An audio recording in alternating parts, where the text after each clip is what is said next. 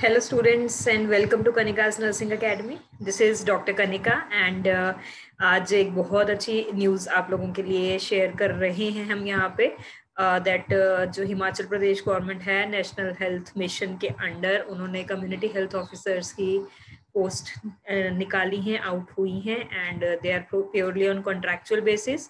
तो उसी के बारे में मैं आपको इंफॉर्मेशन देने के लिए आज यहाँ पर आई हूँ। तो मैं आपके साथ ये शेयर कर रही हूँ। तो अभी जो ये एडवर्टाइजमेंट आई है नेशनल हेल्थ मिशन की तरफ से, जो भी एलिजिबल कैंडिडेट्स हैं कॉन्ट्रैक्चुअल बेसिस पे अलग अलग हेल्थ और वेलनेस सेंटर्स जो सब सेंटर्स है हिमाचल प्रदेश की स्टेट में, वहाँ पर उनकी पोस्टिंग होगी एंड देर आर 940 पोस्ट जो कि निकाली है, जो कि बहुत अच्छी बात है। कम्युनिटी हेल्थ ऑफिसर्स की 940 वैकेंसीज आउट हुई हैं। तो इसी वैकेंसी की जो डिटेल्स हैं, जो इम्पोर्टेंट डिटेल्स हैं, एलिजिबिलिटी क्राइटेरिया, फॉर्म कैसे कब आ रहा है, वो सब चीजें मैं आपके साथ यहाँ पर शेयर करने वाली हूँ अभी। सो 940 पोस्ट हैं एंड जो डिटेल आपको एग्जामिनेशन की, एप्लीकेशन की, ये जो सारी डिटेल्स मिलेंगी वो उसके लिए जो वेबसाइट है वो मैं आपको यहाँ पर बता देती हूँ। वेबसाइट मैं सिलेक्ट करके आपको दिखा देती हूँ।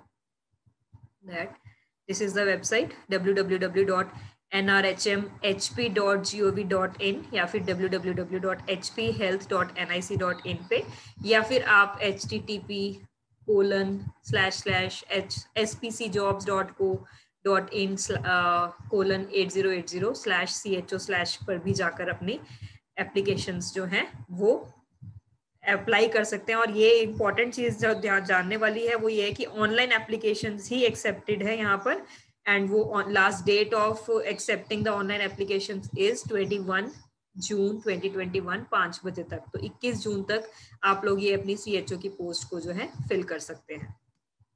तो फटाफट से हम देख लेते हैं जो एलिजिबिलिटी क्राइटेरिया है। नेम ऑफ द पोस्ट तो हमें पता है, कम्युनिटी हेल्थ ऑफिसर है, 940 पोस्ट हैं। तो जो category wise distribution of post की हैं वो उन्होंने वर्टिकल और हॉरिजॉन्टल दोनों तरीके से की है। तो वर्टिकल में जो अनरिजर्व जनरल कैटेगरी की पोस्ट है 396 हैं, SC कोटा में 176, ST में 34 एंड OBC में 142। ये है वर्टिकल डिस्ट्रीब्यूशन। और अगर हम हॉरिजॉन्टल डिस्ट्रीब्यूशन की बात करें तो जो वार्ड्स ऑफ फ्रीडम फाइटर्स हैं उनके लिए अनरिजर्व में 11 है, SC में 6 एंड OBC में 5 है।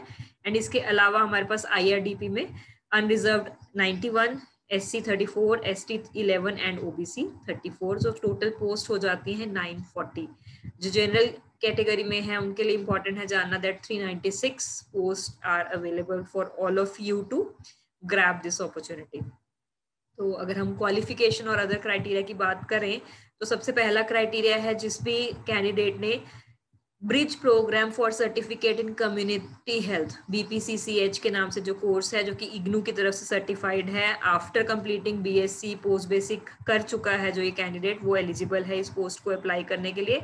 इसके अलावा दूसरा एलिजिबिलिटी क्राइटेरिया है जो BSc nursing post basic nursing वाले कैंडिडेट्स हैं जिन्होंने सक्सेसफुली जो integrated course of mid level health provider है अलॉन्ग विद देयर ग्रेजुएशन, जो आजकल लास्ट इंटर्नशिप पीरियड में ये स्टूडेंट्स को कंप्लीट करवाया जाता है, तो अगर वो सक्सेसफुली कंप्लीट कर चुके हैं BSc नर्सिंग वाले और पोस्ट बेसिक BSc नर्सिंग वाले candidates, they are also eligible. करना क्या है इन स्टूडेंट्स को, इन कैंडिडेट्स को जो सर्टिफिकेट है कंसर्न इंस्टीट्यूशन की तरफ से दिया गया, जो कि इसका स्पेसिमन भी अटैच्ड है, तो इस और या फिर जो सर्टिफिकेट ऑफ सक्सेसफुल कंप्लीशन है जो इग्नू की तरफ से हम सर्टिफिकेट की बात कर रहे हैं, bridge program for certificate in community health, वो वाला सर्टिफिकेट यहाँ पर देना पड़ेगा। तो ये जो सर्टिफिकेट्स इन दोनों में से, या अगर तो इंस्टीट्यूशनल लेवल पे स्टूडेंट ने जो ये mid level health provider course जो इंटीग्रेटेड कोर्स है वो किया, उसका सर्टिफिकेट देगा कैंडिडेट, या फिर जो इग्नू की तरफ से सर्टिफिकेशन मिली है वो मैंडेटरी है सबमिट करनी जब एप्लीकेशन फॉर्म आपने सबमिट करना है। Another eligibility criteria is the candidate should be a bona fide resident of Himachal Pradesh. ये सबसे important है। एंड हिमाचल प्रदेश HPNRC की ही रजिस्ट्रेशन कैंडिडेट के पास होनी चाहिए। ये तो थी जो एसेंशियल क्वालिफिकेशन एलिजिबिलिटी क्राइटेरिया की बात। तो दो क्राइटेरिया हमने बोल दिया कि जिन्होंने bridge program after BSc complete किया है, इग्नू ने जो बता रखा है, या फिर जिन्होंने इंटीग्रेटेड कोर्स कंप्लीट किया है during their BSc graduation time, BSc और पोस्ट बेसिक। डिजायरेबल क्वालिफिकेशन में knowledge of custom, manner and dialects of Himachal Pradesh होना चाहिए, एंड ये किसके सुटेबल होना चाहिए, to the peculiar conditions prevailing in the state. तो इस सब के बारे में इंफॉर्मेशन आई थिंक सारे हिमाचल के रेजिडेंट्स को इस चीज के बारे में इंफॉर्मेशन रहती ही है। इसके बाद है प्लेस ऑफ पोस्टिंग कहाँ होगी। कैंडिडेट्स मोस्टली हमें कॉल करके पूछते हैं कि कहाँ पर पोस्ट होंगे, हम कहाँ पे मिलेगी हमें। तो कहीं पर भी हिमाचल प्रदेश की स्टेट में किसी भी हेल्थ एंड वेलनेस सेंटर जो कि सब सेंटर्स है वहां पर आपकी पोस्टिंग होगी। सैलरी जो है 25,000 जो फिक्स्ड है salary, plus performance linked incentive भी अवेलेबल है इस पोस्ट के लिए, जो कि 15,000 पर मंथ तक जा सकता है। अदरवाइज आपको 25,000 पर मंथ फिक्स सैलरी मिलेगी। जो एज है क्राइटेरिया 45 ईयर्स से कम होना चाहिए on the date of last date of submission of application, जो कि मैंने बताया कि 21 जून है। And SC ST and OBC के केस में ये 50 ईयर्स है, 5 ईयर्स की रिलैक्सेशन में। रिक्रूटमेंट का जो मोड है, पहले रिटन एग्जाम होगा and it will be carried out by impaneled HR agencies which will be hired by the NHM। उनके थ्रू ये आपका एग्जाम होगा, रिटन एग्जाम होगा। उसके बाद है, अगर हम वेटेज की बात करें तो जो हमने दो ऊपर एलिजिबिलिटी क्राइटेरिया मेंशन किए हैं, तो जिसने भी कैंडिडेट ने successfully bridge program for certificate in community health BPCCH अलग से कंप्लीट किया है, इग्नू का सर्टिफिकेशन है BSc और पोस्ट बेसिक करने के बाद, तो उसको 10 एक्स्ट्रा मार्क्स मिलेंगे मेरिट लिस्ट में जब मेरिट बनेगी। तो ये अच्छी बात है, अगर किसी ने BSc और पोस्ट बेसिक करने के बाद अलग से ये ब्रिज प्रोग्राम किया हुआ तो उसको 10 मार्क्स की वेटेज मिलेगी। ये है क्वालिफिकेशन की वेटेज। अगर हम एक्सपीरियंस की वेटेज की बात करते हैं तो उसमें कैंडिडेट को 1 साल का working experience as a CHO किसी भी सब सेंटर में है ऑलरेडी एक्सपीरियंस, तो उसको भी 10 मार्क्स जो है वेटेज मिलेगी मेरिट ड्रॉ करने के लिए। तो ये हो गया एक्सपीरियंस की वेटेज। उसके अलावा सेकंड जो पॉइंट है वेटेज इन एक्सपीरियंस में, जो कि कैंडिडेट जिसको 6 महीने से लेके 1 साल तक का working experience as a CHO है उसको 5 मार्क्स वेटेज मिलेगी। जिसका मिनिमम 1 ईयर का एक्सपीरियंस है ऑलरेडी एज ए CHO कहीं पर भी सब सेंटर में, उसको 10 मार्क्स की वेटेज मिलेगी। जिसको 6 मंथ से लेके 1 ईयर का एक्सपीरियंस है उसे मिलेगी 5 मार्क्स की वेटेज। एंड अगर आप ये वाली वेटेज के लिए एलिजिबल होना चाहते हैं तो डेफिनेटली आपको अपना एक्सपीरियंस सर्टिफिकेट जो इशूड होगा by the concern chief medical officer, जब आप एप्लीकेशन सबमिट करेंगे उसके साथ आपको सर्टिफिकेट भी अटैच करना है। एंड उसमें क्लियरली मेंशन होना चाहिए कि आपकी कहाँ पर पोस्टिंग थी एज ए CHO और डेट ऑफ पोस्टिंग कहाँ पर, डेट ऑफ पोस्टिंग कहाँ से कहाँ तक, कब से कब तक आपने काम किया है। तो ये हो गया हमारा एक्सपीरियंस से रिलेटेड बात।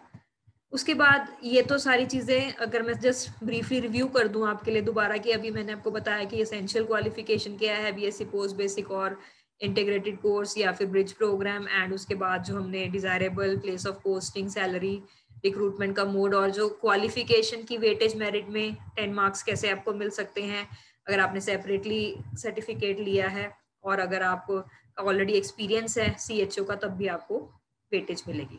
अब हम टर्म्स एंड कंडीशंस के ऊपर जरा फटाफट से रिव्यू कर लेते हैं। जो ये कॉन्ट्रैक्चुअल अपॉइंटमेंट है, प्योरली कॉन्ट्रैक्चुअल बेसिस पे है, CHO under the NHM Himachal Pradesh. So सबसे पहला पॉइंट यही है कि it will be purely on the NHM contract for 1 year, जो कि फर्दर एक्सटेंड होता रहेगा ऑन ए ईयरली बेसिस। और वो किस बेसिस पे होगा, satisfactory performance and requirement of NHM। तो ये आपको ध्यान रखना है। एंड मेडिकल फिटनेस आपको देनी पड़ेगी अपॉइंटमेंट से पहले। अगर आप सिलेक्ट होते हैं रिटन एग्जाम में तो मेडिकल के लिए आप जाएंगे एंड जो भी बोर्ड कॉन्स्टिट्यूट किया होगा वहां पे आपको मेडिकल अपना सबमिट करना पड़ेगा।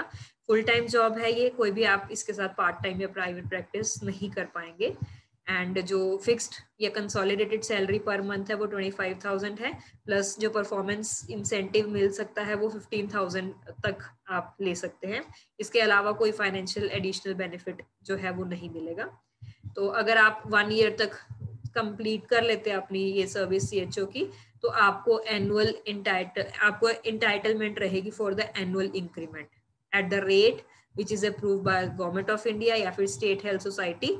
वो भी उसके ऊपर भी क्राइटेरिया कंडीशन ये है कि आपकी सेटिस्फैक्टरी जो है परफॉर्मेंस होनी चाहिए।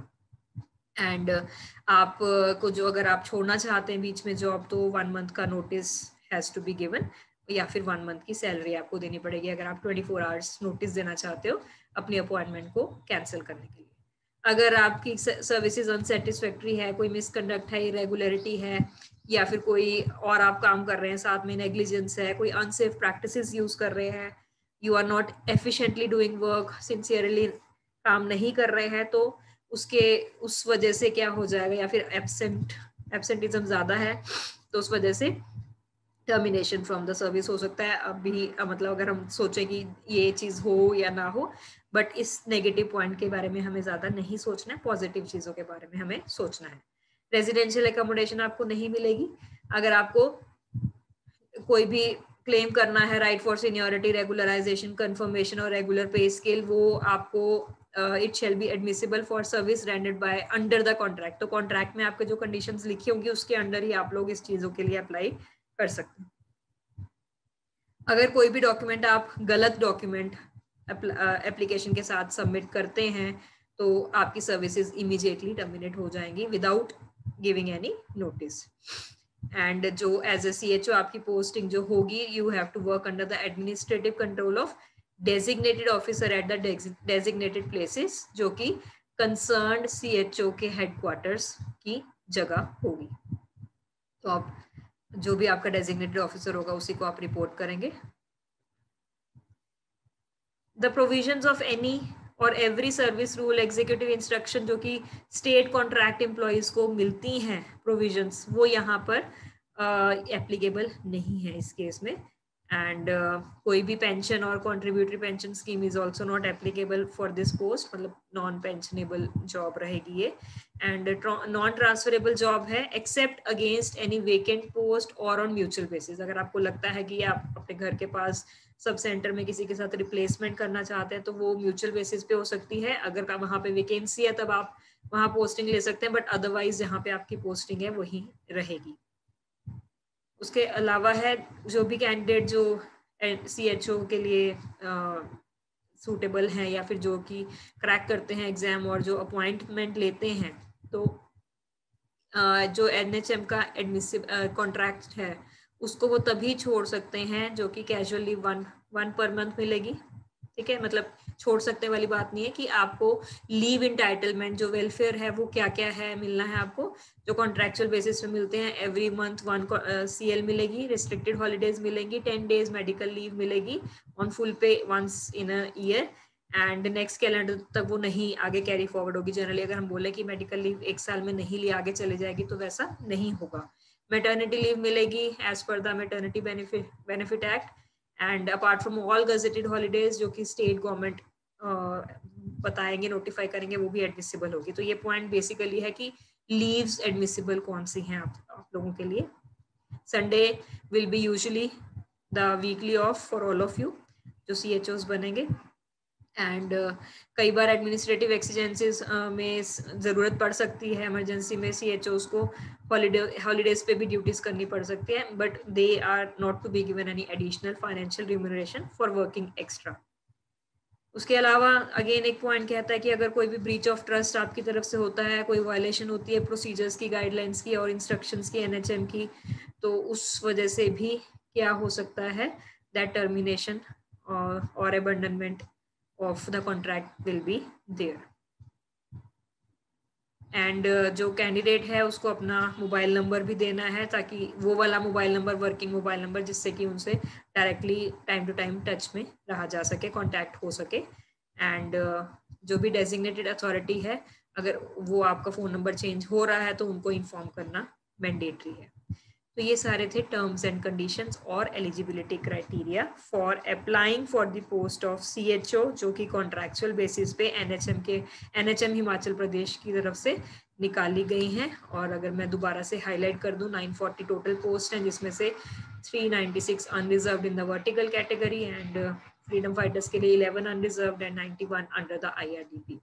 तो ये इंफॉर्मेशन बहुत ज़रूरी है आप सभी के लिए, आप इसे आगे सर्कुलेट कीजिए। एंड हमारे चैनल को सब्सक्राइब करना मत भूलिए, just ping on the subscribe button so that हमारी जो भी न्यू वीडियोस आए आप उसको उसी टाइम इमीडिएटली देख सके। Thank you, thanks for watching the video and और भी कोई इन्फॉर्मेशन अगर आपको चाहिए तो keep looking for our channel, हम नए नए अपडेट्स पोस्ट करते रहेंगे। Thank you.